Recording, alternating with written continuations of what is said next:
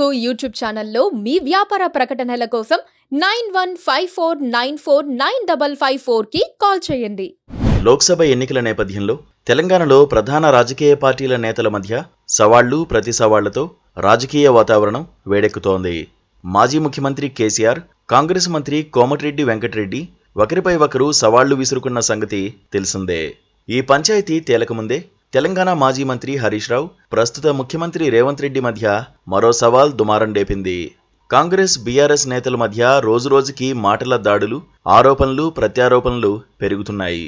BRS ఖాళీ అయిపోయిందని కాంగ్రెస్ అంటే కాంగ్రెస్ ప్రభుత్వం పూర్తికాలం అధికారంలో ఉండదని గులాబీ నేతలు అంటున్నారు. లోక్సభ ఎన్నికల్లో 12 నుండి 14 స్థానాల్లో విజయం సాధించి తీరుతామని కాంగ్రెస్ నాయకత్వం ధీమా వ్యక్తం చేస్తోంది. భారత రాష్ట్ర సమితి తాము 8 స్థానాల్లో గెలుస్తామని అంటోంది.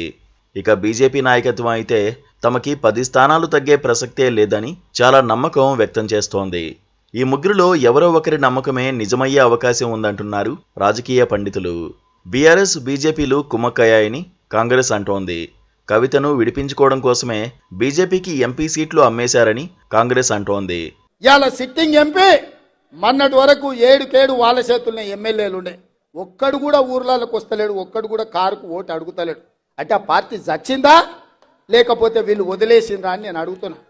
మోడీకి తాకట్టు పెట్టిండ్రు.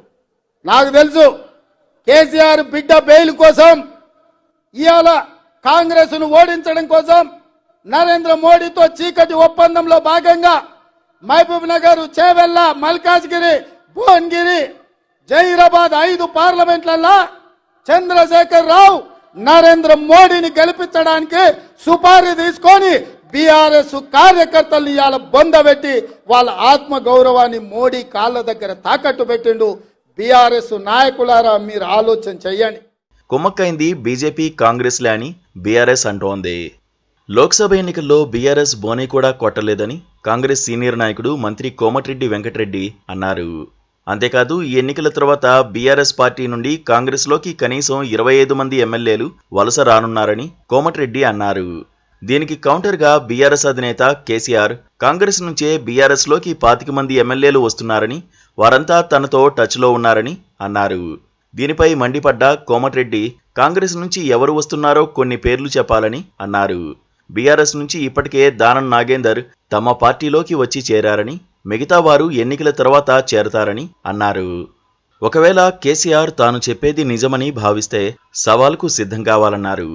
ఓ టీవీ డిబేట్లో కేసీఆర్ మాట్లాడుతూ ఎన్నికల్లో బీఆర్ఎస్ 8 నుండి 12 ఎంపీ స్థానాలు గెలుస్తుందని ధీమా వ్యక్తం చేశారు.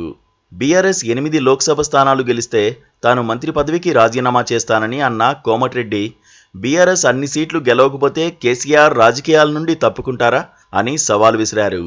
కేసీఆర్ చెప్పినట్లుగా 25 మంది కాంగ్రెస్ ఎమ్మెల్యేలు బీఆర్ఎస్లో చేరేలా ఉంటే వారి పేర్లు ప్రకటించాలన్నారు. బీఆర్ఎస్ నుండి కాంగ్రెస్లో చేరే వారి పేర్లను తాను ప్రకటించడానికి సిద్ధమన్నారు. ఈ 2 సవాళ్లపై రాజకీయ వర్గాల్లో చర్చ నడుస్తోంది. కేసీఆర్, కోమటిరెడ్డి మధ్య సవాళ్లపై రచ్చ నడుస్తుండగానే ముఖ్యమంత్రి రేవంత్ రెడ్డి, బీఆర్ఎస్ నాయకుడు హరీష్ రావు మధ్య మరో సవాళ్ల పర్వం చోటు చేసుకుంది. కాంగ్రెస్ ప్రభుత్వం రైతు రుణమాఫీని అమలు చేయకపోవడంపై హరీష్ రావు నిలదీశారు. దీనిపై ముఖ్యమంత్రి రేవంత్ రెడ్డి స్పందిస్తూ ఆగస్టు 15లోగా రైతు రుణమాఫీ చేసి తీరుతామని స్పష్టం చేశారు. నేను హరీష్ రావుకు సూటిగా కేసీఆర్ సవాల్ విసురుతున్నా. 15 ఆగస్టు లోపల రుణమాఫీ నేను చేస్తా, నేను రుణమాఫీ చేస్తే నీ పార్టీని నువ్వు రద్దు చేసుకుంటావా? సవాళ్ళు స్వీకరించు. 15 ఆగస్టు లోపల 2 లక్షల రుణమాఫీ చేసి చూపిస్తా.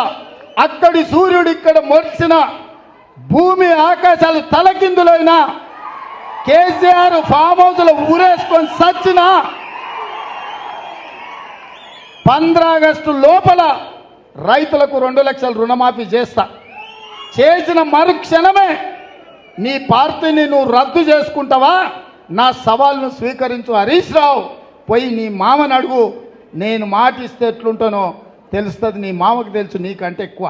దీనిపై హరీష్ రావు బదిలిస్తూ ఆగస్టు 15 లోపు నిజంగానే రేవంత్ రెడ్డి రైతు రుణమాఫీ చేస్తే తాను ఎమ్మెల్యే పదవికి రాజీనామా చేస్తానని, ఉప ఎన్నికల్లో కూడా పోటీ చేయనని సవాలు విసిరారు.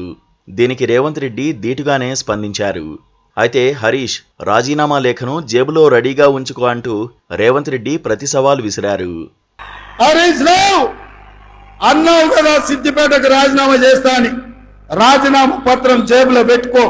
15 ఆగస్టు నాడు నీతో మాట్లాడతా బిడ్డ. మాట మీద ఉండాలి. నీ మామలాక మాట ఇచ్చి మాట తప్పి దళితుని ముఖ్యమంత్రి చేస్తా, లేకపోతే తలకాయ నరుక్కుంటాని తలకాయ లేని మాటలు మాట్లాడతాం అనుకుంటున్నావేమో. 15 ఆగస్టు నాడు నీతో మాట్లాడతా. కాంగ్రెస్ బీఆర్ఎస్ పార్టీ నేతల మధ్య జరుగుతోన్న సవాళ్ల రాజకీయాన్ని రాజకీయ వర్గాలు ఆసక్తిగా గమనిస్తున్నాయి.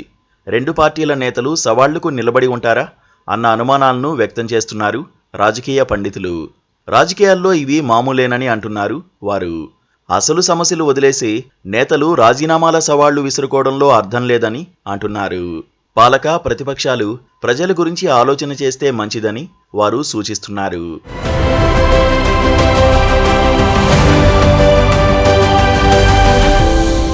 Please do subscribe to. Please do subscribe to. Please do subscribe to. Please do subscribe to. Please do subscribe to. Please do subscribe to KTV Telugu.